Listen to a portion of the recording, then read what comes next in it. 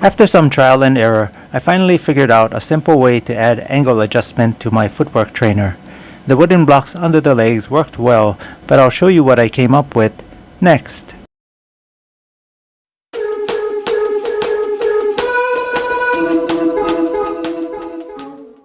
As I said, my idea is simple. These 1/4-inch PVC joints will raise the trainer to approximately 45 degrees. Other angles can be created with a combination of other joints and pipes. For myself, 45 degrees is all I need for practice. I'll start by pre-drilling holes in the plugs. The holes are for screws that will hold the plug to the leg of the trainer.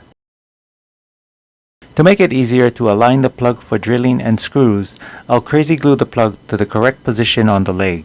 The plug has a small concave, so the crazy glue must be applied to the top and bottom edge of the plug. I'll pre-drill a hole in the leg through the hole already in the plug. This prevents the screw from splitting the wood when screwed in. And to finish up, I can secure the plug to the leg using two number 10 1¼ inch screws. For the feet, I'm using these T-joints because they have a round surface that will rest evenly on the floor without modification. This makes construction easy because I don't have to cut the feet to an angle to sit flush on the floor.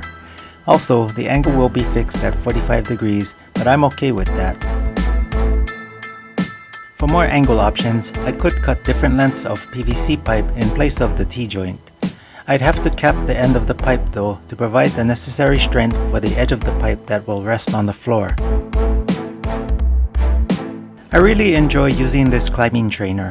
It's nice to have the ability to practice a climbing technique that I want to get better at, but in the comfort of my living room. Doesn't quite save a trip to the gym, but it does help. If you have any questions or comments, leave them in the comment section down below. That's all I have for now, and I will catch you in the next video.